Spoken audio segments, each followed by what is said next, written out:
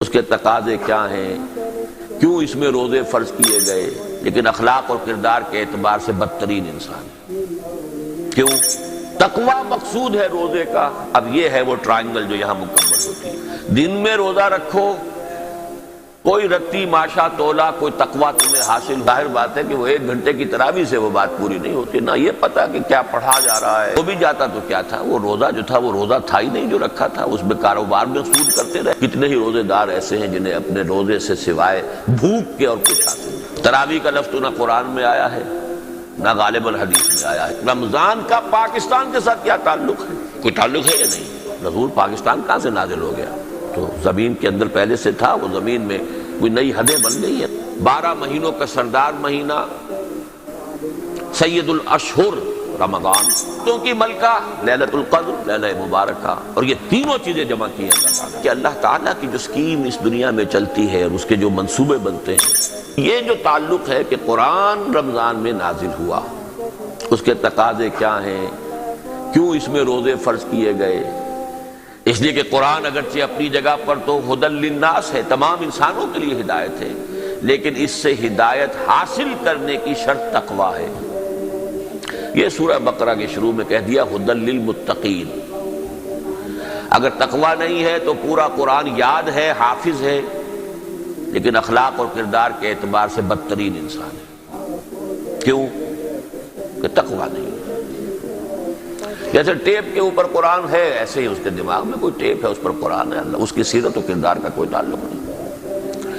بڑا مفسر ہے، بڑی تفسیر کر رہا ہے، بڑے درس دے رہا ہے، بہت ہی مفکر بن گیا ہے، تقویٰ نہیں ہے تو خود اسے اس کا کوئی فائدہ نہیں ہوگا۔ 4 پائے برو کتابیں چند، مثل الذین حملوا التوراۃ ثم لم يحملوها كمثل الحمار يحمل اسفارا، جیسے گدھے کے اوپر بہت اعلیٰ کتابوں کا گٹھڑ باندھ کر رکھ دیا جائے، اسے اس سے کیا فائدہ؟ ایسے ہی وہ قوم ہوتی ہے کہ جس کو اللہ اپنی کتاب کا حامل بناتا ہے اور پھر وہ اس کا حق ادا نہیں کرتی۔ کیوں نہیں کرتی؟ تقویٰ نہیں ہے۔ تقویٰ ہو تو حق ادا کرے نا۔ یہ ربط و تعلق ہے۔ فی نفس ہی، اپنے مقام پر یہ کیا ہے؟ ہدی للناس، تمام انسانوں کے لیے، تمام زمانوں کے لیے ہدایت کافی ہے، ہدایت تامہ، ہدایت کاملہ، لیکن استفادہ کرنے کے لیے شرط تقویٰ، ہدی للمتقین۔ تقویٰ مقصود ہے روزے کا۔ اب یہ ہے وہ ٹرائنگل جو یہاں مکمل ہوتی ہے۔ قرآن نازل کیا گیا رمضان میں، رمضان میں روزے فرض کیے گئے۔ دن میں روزہ رکھو، کوئی رتی ماشا تولا، کوئی تقویٰ تمہیں حاصل ہو گیا ہے تو وہ لے کر رات کو کھڑے ہو جاؤ۔ من صام رمضان ایمانا واحتسابا غفر له ما تقدم من ذنبه ومن قام رمضان ایمانا واحتسابا غفر له ما تقدم من ذنبه۔ یہ 2 پروگرام بالکل پیرلل ہیں، متواسی ہیں، ہم وزن ہیں، اور اس سے ظاہر بات ہے کہ وہ 1 گھنٹے کی تراویح سے وہ بات پوری نہیں ہوتی، نہ یہ پتا کہ کیا پڑھا جا رہا ہے۔ ایک ورزش ہے جو ہو گئی ہے، جو افطار میں بہت کچھ کھا پی لیا تھا، وہ اٹھک بیٹھک سے اس کا بھی فائدہ ہو جاتا ہے، چستی آ جاتی ہے، اللہ خیر صلی، اور کیا ہے، نہ پتا کہ کیا پڑھا گیا، نہ اس کا کوئی نزول ہوا، اور نزول ہو بھی جاتا تو کیا تھا، وہ روزہ جو تھا وہ روزہ تھا ہی نہیں جو رکھا تھا، اس میں کاروبار میں سود کرتے رہے اسی روزے کی حالت میں، وہ روزہ کہاں تھا، وہ تو فاقہ تھا۔ کم من صائم لیس لہ من صومہ الا الجوع، کتنے ہی روزے دار ایسے ہیں جنہیں اپنے روزے سے سوائے بھوک کے اور کچھ حاصل نہیں ہوتا، اور آج کل کے روزوں میں تو بھوک بھی نہیں تھی۔ تو اچھی طرح سمجھ لیجئے، یہ میں حقیقت کے اعتبار سے بات کر رہا ہوں۔ حقیقی روزہ رکھا گیا تو کچھ نہ کچھ تقویٰ ملے گا، ظرف کے مطابق دیتے ہیں وعدہ، ظرف قضا خار دیکھ کر اپنا ظرف کتنا کچھ تقویٰ پہلے ہے، اس میں کتنا اضافہ ہو گیا، اس کو لے کر اب کھڑے ہو جاؤ۔ قیام اللیل، اور قیام اللیل کا اطلاق از روئے قرآن کم سے کم 1/3 شب پر ہوگا۔ تراویح کا لفظ تو نہ قرآن میں آیا ہے نہ غالباً حدیث میں آیا ہے، جہاں تک میرا علم ہے۔ یہ نظام جو ہے حضرت عمر نے امت کی بہبود کے لیے، کہ جو لوگ نہیں پوری رات یا آدھی رات یا تہائی رات نہیں جاگ سکتے، دن بھر شدید مشقت کی ہے، بمشکل اپنے بچوں کے لیے روٹی کمائی ہے، رسی چلائی ہے یا کچھ اور کیا ہے، چلو ان کو بالکل محروم تو نہ رہیں، 1 گھنٹے کے اندر ہی کھڑے ہو جائیں، کچھ تو سن لیں، کچھ تو انوار جذب ہو ہی جائیں گے۔ یہ حضرت عمر کا اجتہاد ہے رضی اللہ تعالیٰ عنہ۔ ورنہ قرآن مجید میں قیام اللیل کسے کہتے ہیں؟ یا ایھا المزمل قم اللیل الا قلیلا نصفہ او انقص منہ قلیلا او زد علیہ ورتل القرآن ترتیلا۔ اگر تو وہ اصول درست ہے کہ القرآن یفسر بعضہ بعضا، قرآن تو ایک اس کا حصہ دوسرے حصے کی تفسیر کرتا ہے، آدھی شب یا اس میں سے کچھ کم کر دو تو تہائی رہ گئی، یا کچھ زائد کر دو تو 2/3 ہو گئی، اور اسی کی توثیق ہو گئی اسی سورہ مزمل کی آخری آیت میں، ان ربک یعلم انک تقوم ادنی من ثلثی اللیل ونصفہ وثلثہ وطائفۃ من الذین معک۔ اے نبی، آپ کا رب واقف ہے کہ آپ بھی اور آپ کے کچھ ساتھی بھی کھڑے رہتے ہیں رات کو، 2/3 رات یا آدھی رات یا 1/3 رات۔ اب مضمون مؤکد ہو گیا، 2 جگہ آ گیا کہ نہیں؟ اس سے کم پر قیام اللیل کا اطلاق نہیں۔ پہلی بات جیسا کہ میں نے عرض کیا کہ نص صریح سے قرآن کا اور رمضان کا تعلق تو واضح ہو گیا۔ اب آئیے کہ رمضان کا پاکستان کے ساتھ کیا تعلق ہے؟ کوئی تعلق ہے یا نہیں؟ وہ تعلق کیا ہے؟ پاکستان بھی نازل ہوا ہے اسی ماہ مبارک میں اور اسی شب قدر میں، اسی لیلہ مبارکہ میں۔ اتفاقی تو نہیں یہ بات، اس کائنات میں کوئی شے اتفاقی ہوتی نہیں، اللہ کے اذن سے، اللہ کی پلاننگ سے، اللہ کے فیصلے سے۔ تو جو بھی ہوا ہے وہ اذن رب سے، حکمت رب کے تحت، فیہا یفرق کل امر حکیم۔ اس کے حوالے سے سمجھیے آپ، ذرا میں نے تجزیہ کیا ہے۔ پہلے تو یہ سمجھیے کہ یہ نزول کا لفظ میں نے غلط استعمال کیا، شاید سوچ رہے ہیں آپ نزول پاکستان کہاں سے نازل ہو گیا؟ تو زمین کے اندر پہلے سے تھا، وہ زمین میں کوئی نئی حدیں بن گئی ہیں، نزول کیسے ہو گیا؟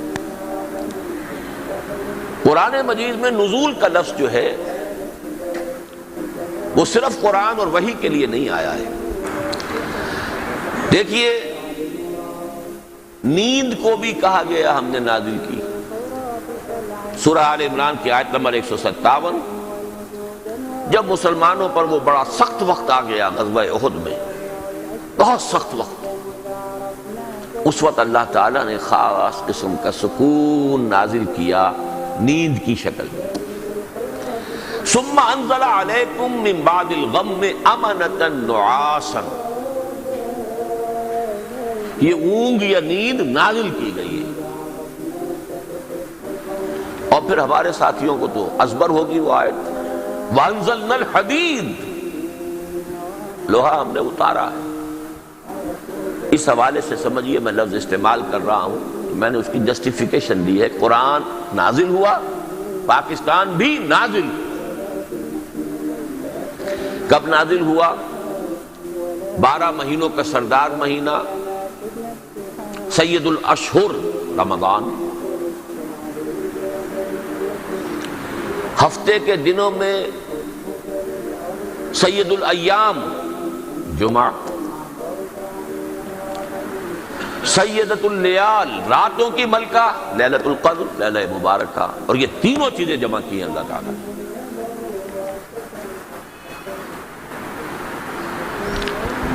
جمعۃ الوداع تھا جس کی شب وہ تھی 27، یہ بھی قران السعدین کوئی ہر سال تو نہیں ہوتا، جمعۃ الوداع تو گزر چکا یا آج ہے، اور شب قدر جو ہے 27ویں اگر ہے تو گزر چکی۔ لازم نہیں ہے کہ وہ 27ویں شب اور جمعے کا دن یہ ٹیلی کر جائے، لیکن یہ کہ قیام پاکستان میں ماہ مبارک رمضان، سید الاشہر،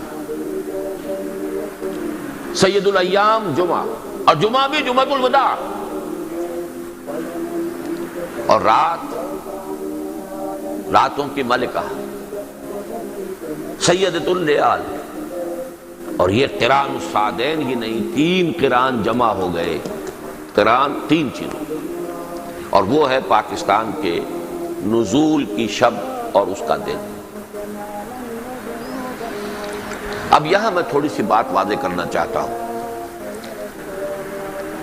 قرآن مجید سے معلوم ہوتا ہے کہ اللہ تعالیٰ کی جو سکیم اس دنیا میں چلتی ہے اور اس کے جو منصوبے بنتے ہیں، ایک لانگ ٹرم منصوبہ ہوتا ہے اور ایک شارٹ ٹرم۔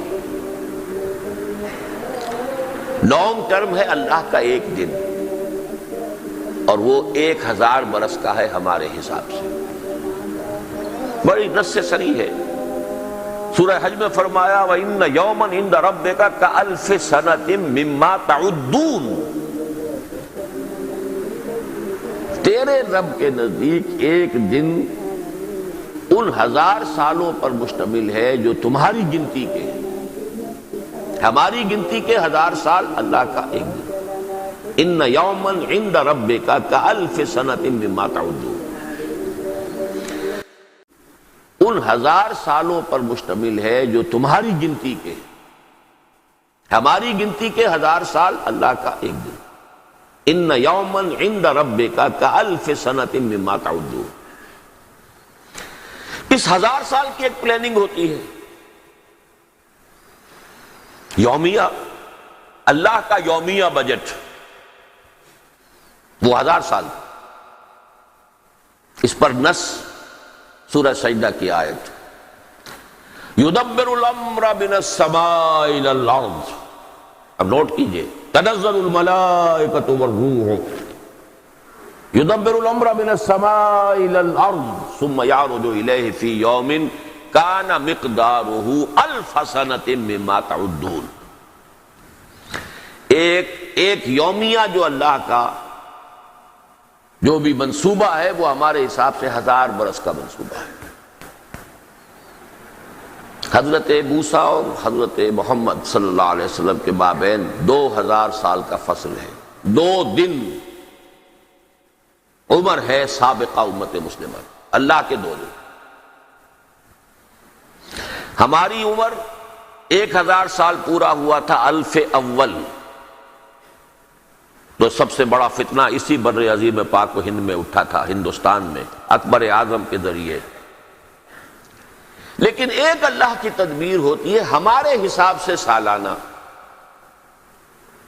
وہ ہے کہ جو لیلۃ القدر میں ہوتی۔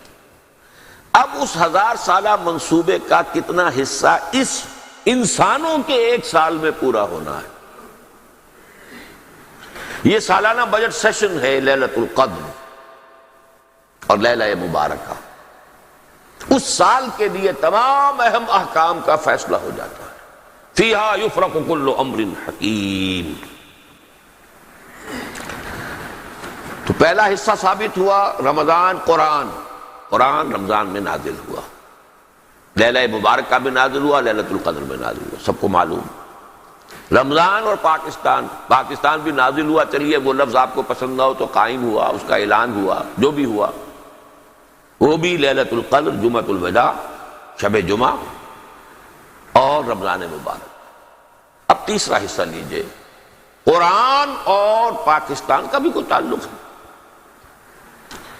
یہ ہے جس کو میں چاہتا ہوں ذرا آج اچھی طرح اجاگر کروں، بڑا گہرا تعلق ہے۔ ایک تعلق ہے اس 1000 سالہ تدبیر کے ساتھ۔ وہ تدبیر کیا تھی؟ قرآن مجید کے جو دور نبوی اور دور صحابہ میں اہم ترین شے تھا صحابہ کرام کے نزدیک، رفتہ رفتہ وہ امت مسلمہ کے ذہن سے، شعور سے پس منظر میں چلا گیا۔ زیادہ توجہات احادیث پر ہوئیں، اس لیے کہ احادیث سے احکام زیادہ نکلتے ہیں۔ قرآن میں تو نماز قائم کرو، یہ فرض کیجئے کہ 20 جگہ آ گیا ہو یا 70 جگہ آ گیا ہو، کیسے قائم کرو یہ تو قرآن میں نہیں ہے، یہ تو پھر حدیث سے ہے۔ تو سارا زور تو اب ہوا نا کہ حدیث کو سمجھو، اور حدیث سے آگے آ گئی فقہ۔ اسلامی حکومت قائم ہو گئی ہے تو اب فقہ سب سے اہم شے ہے، مقدمات کے فیصلے کرنے ہیں، معاملات طے کرنے ہیں، تو کچھ تو فطری اسباب تھے جس سے قرآن پس منظر میں چلا گیا، حدیث آگے فقہ آگے، ہوتے ہوتے فقہ ہی فقہ رہ گئی۔ یہ تو حدیث بھی بہت عرصے کے بعد زندہ ہوئی ہے، اس سے تعلق جو ہے بہت عرصے کے بعد قائم ہوا ہے، ورنہ فقہ ہی فقہ۔ کچھ اسباب اور بھی تھے، قرآن کی تعلیمات کے بعض پہلو اصحاب اقتدار کو پسند نہیں تھے، باقاعدہ بھی کوشش ہوئی کہ اس کو پیچھے ہی رکھا جائے، بس پڑھ لیا کرو، ثواب حاصل کر لیا کرو، پڑھ کر سمجھنے لگو گے تو ہماری شامت آ جائے گی۔ جیسے حضرت ابو ہریرہ نے کہا تھا رضی اللہ تعالی عنہ، اور ابھی تو یہ دور جو ہے صحابہ کا دور چل رہا ہے، ابو ہریرہ صحابی ہیں لیکن حکومت تو بنو امیہ کی ہے نا، اب وہ خلافت راشدہ تو ختم ہو گئی نا، اس حکومت میں تو حادثہ فاجعہ کربلا کا بھی ہو چکا ہے، واقعہ حرہ ہو چکا ہے، مدینے کی جان اور عصمتیں حلال کر دی گئی 3 دن کے لیے، جس طرح چاہو لوٹو۔ لوٹنے والے بھی مسلمان تھے، کلمہ گو تھے، مدینے کے اندر بغاوت کے جراثیم ہیں، کچل ہوئے۔ جو کچھ ایسٹ پاکستان میں مسلمان فوج نے کیا تھا، جو کچھ کشمیر میں ہندو فوج کر رہی ہے، وہ اس وقت مسلمانوں نے، نام نہاد مسلمانوں نے مدینے کے رہنے والوں کے ساتھ۔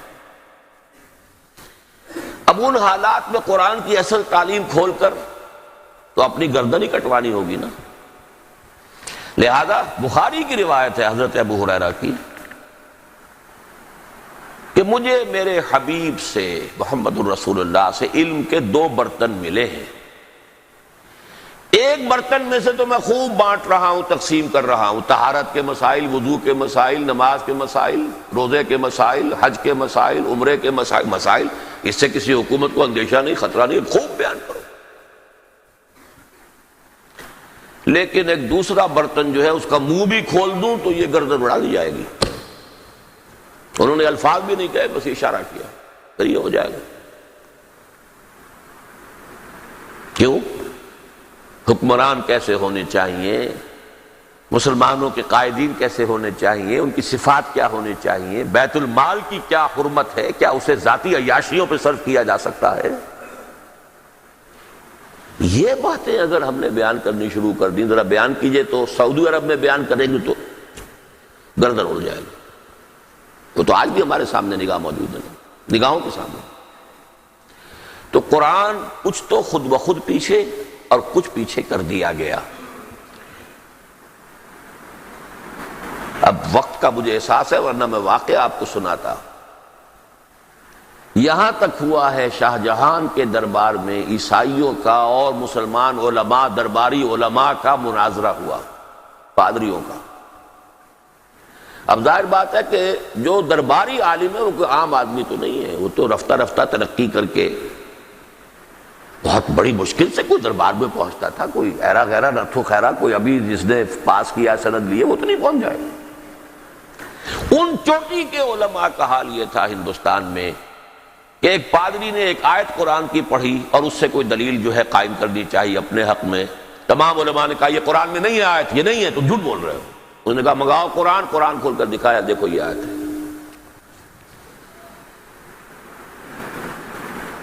یہ واقعات ہیں، بڑے تلخ واقعات۔ بہرحال یہ سمجھ لیجئے کہ قرآن حکیم سے امت کا جو بعد ہو گیا تقریباً 1000 سال میں، کہ یہاں تک نوبت پہنچ گئی، نوبت بئیں جا رسید۔ قرآن تو کام میں آتا ہے، فرنٹیئر میل کی سپیڈ سے قرآن پڑھو، اجی وہاں تو 20 منٹ میں تراویح ہو جاتی ہے، وہاں چلو بھاگ کر۔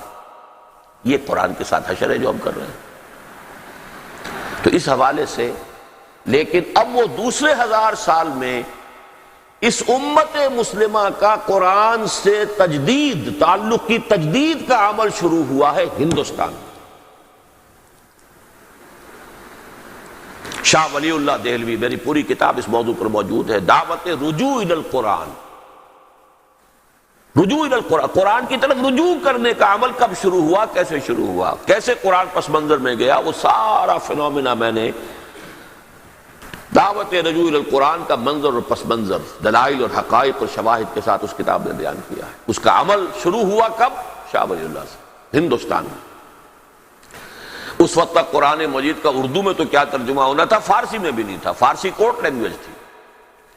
شاہ ولی اللہ پہلا شخص ہے جس نے فارسی میں ترجمہ کیا، اور علماء ان کے خلاف اتنی زبردست شورش کر کے کھڑے ہو گئے گویا کہ کفر کیا انہوں نے، ترجمہ کرتا ہے قرآن کا۔ سرحد سے پٹھان منگوا لیے گئے تھے قتل کرنے کے لیے، مسجد فتح پوری کے باہر کھڑے ہوئے تھے کہ جب نکلے گا یہ ولی اللہ اسے قتل کر دینا۔